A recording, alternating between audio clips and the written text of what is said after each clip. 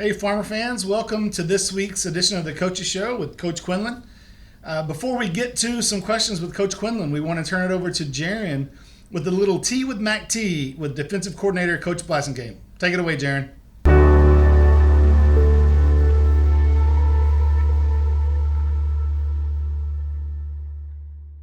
Thanks, Mr. Brazel. Best talker on football game. Welcome to another exciting episode of Tea with McTee, where we dive into the world of sports, one conversation at a time. I am your host, Jarren McTee, and today, we're defending the football field with a special guest who knows the X's and O's of the football field.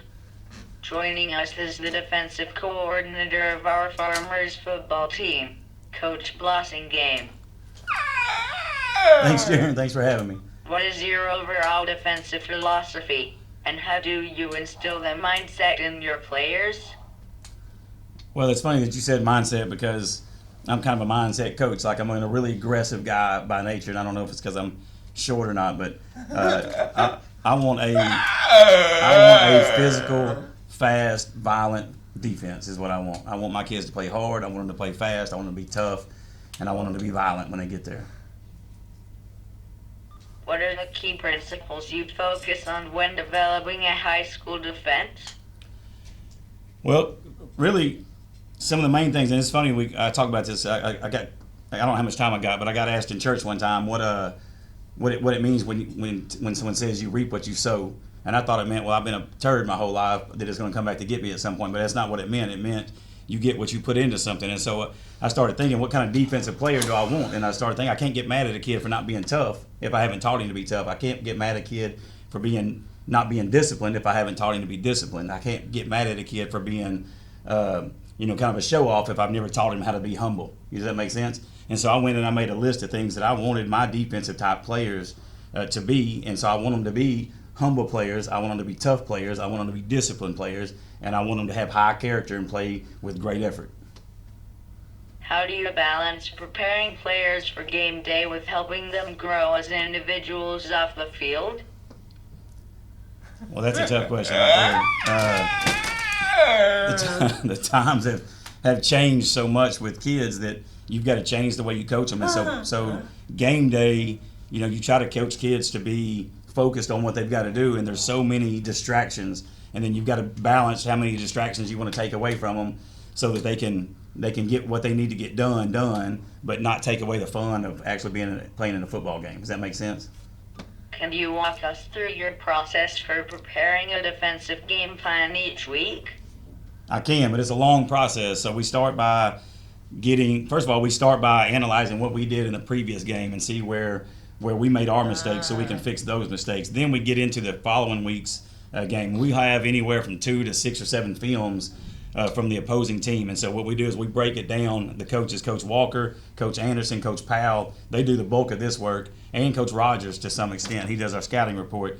He'll break down what formations other team runs, what plays they run out of each formation, how often they run the ball, how often they pass the ball, how often they run to the boundary, away from the boundary, how often they throw to the boundary, away to the boundary, how often they throw out of this formation as opposed to this formation. There's a lot of different variables that go into it, and then we kind of bring all that back to what do we need to go stop? What are they trying to do offensively?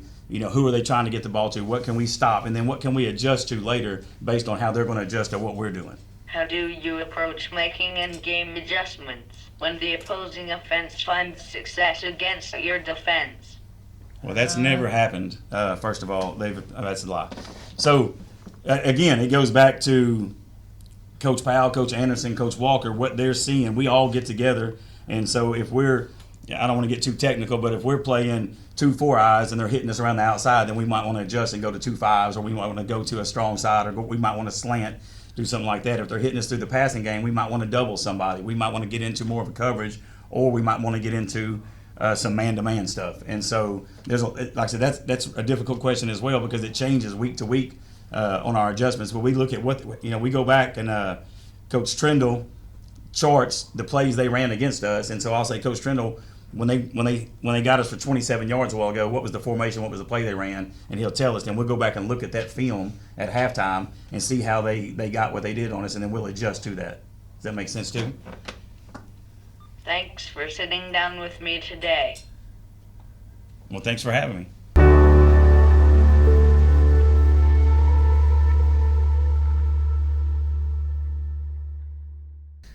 All right, Jarren, thanks again for those hard-hitting questions. Hopefully Coach Blassingame will actually come back on the show at some point. Coach, we'll get right into the game.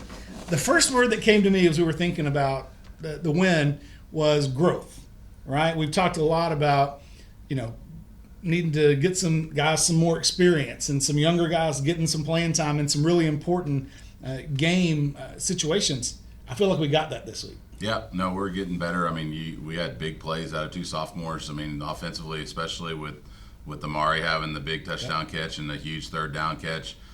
Great throws from Levi. So, I mean, those areas are definitely areas that we grew in, and we put ourselves in some bad situations with some penalties defensively. But outside of that, I mean, I thought we played pretty well defensively.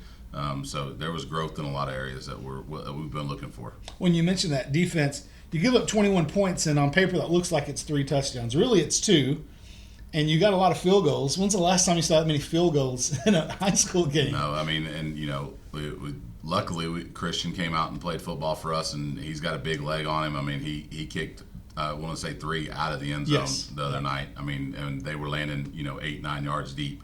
And he's been a huge weapon for us and helped us. But obviously they kicked a few field goals and it made it it turned it into a ball game there at the end. But I was very impressed with the way Christian kicked on Friday for sure. Back to that defense, we've talked a lot about some assignments that have been missed in games prior, and some guys playing in new positions. Were you pleased with what you saw as far as the progress from guys specifically out there and what you're seeing kind of schematically as well? Yeah, I mean, we kind of changed our mindset a little bit a couple weeks ago and dialed back the aggression just a hair, and started playing more of a bend but don't break mindset, and really went back to a philosophy that we had starting the year last year, and it's definitely paying off at this point. We're starting to see it. We're cutting back on giving up the big plays, and schematically that's huge. I mean, making a high school offense drive the ball down the field and not make mistakes it's hard to do. I mean, from an offensive mindset guy like myself, I want those big plays. I want those chunk yards. So because you are going to make mistakes, and you are going to miss a blocking assignment, or you're going to give up a play that's a negative play. So with the longer you're on the field, the higher the possibility of that happening. So that's huge for us defensively to be making offenses have to drive the field and bend but don't break. Well, and on the offensive side of those big plays that you want, you're getting them. Yeah. You've had some really nice, throws and catches on both of the guys outside. Mm-hmm. You had some big runs. You got to feel good about your offense as far as just having a lot of weapons that people have to prepare for. We've seen the Wildcat now. We're kicking field goals. We're scoring points. Yeah. So you got to feel good going into district with that. Yeah. No, I mean, going into the district, we're statistically the number one offense in the district. So, I feel really good about where we are offensively. We're making defenses have to defend the entirety of the field and not just our run game. We were very heavy run, and we are heavy run right now. But we were so heavy run last year that if you could stop us running the football, we were in trouble. Yeah. This year, I feel if you're going to pack the box up, we got some guys that are going to go take you over the top and put you in a bind. Yeah. So, and we're seeing a lot of people doubling Drake right now. They're bracket covering him and putting themselves in a bind in the run game because they're having to take that safety and widen him out to help with him over the top. And now, now that Amari's made a couple of plays, people are going to go, Pick your poison. No, which one are we going to do this with? That's exactly right. So we started moving Drake around a little bit and making defenses have to find where he's at. And then obviously the Wildcat offensively, that's made a big difference in our short yardage run game. You mentioned the district opener. This is kind of, depending on who you talk to, a lot of people say this is when the season starts, right? Because this is how you get into the playoffs. Those pre-district games are important to get rhythm, to find the guys that really want to be out there. But this is really, truly when you go out there and earn your way into the playoffs. So let's talk about this first opponent, Gainesville. It's going to be at Gainesville. Played there a couple of years ago. Cold, forgetful game. We remember what happened there. What have you guys done to kind of prepare for this first district game? Do you prepare any differently? What do you expect? You know, we've been talking about the travel mindset and having that mature football team mindset all week long, actually for the last couple of weeks, because this is a trap game for us. I mean, they're 0 for 4. This is like going to Bridgeport last year. Yep. This is a trap game for us. If we don't handle this the right way, we're going to be walking away from that field just like we felt last week or last year against Bridgeport. And to be honest with you, we did the same thing 2 years ago against Gainesville at their place. Yep. And you know, you talked about Gainesville a little bit 2 years ago, but I mean, we were inside their 5-yard line like 4 times in that game and didn't score. And it ended up being a very close game. I don't remember the exact score. We played great defensively and just didn't have enough offensively to finish them off. So this is going to be a big test for us is how do we travel and how do we handle that hour and 45 minutes on a bus and then get off the bus and have to play a football game. And, you know, with the 7 o'clock start time now, it's sped everything up a little bit. So those things we've been talking about literally for 2 weeks because I know it was coming. Good. Well, let's talk about the lower levels as we like to do on the show. Still having a lot of success, it sounds like. 7th and 8th grade played earlier this week. The JV plays tomorrow at 5 o'clock. Give us an update on how those guys are doing. You know, all of our A teams are undefeated, which is, I don't know if that's happened here in a long, long time. Yeah. You know, our 7th and 8th grade both dominated last night against Community Edge, which is the old community junior high.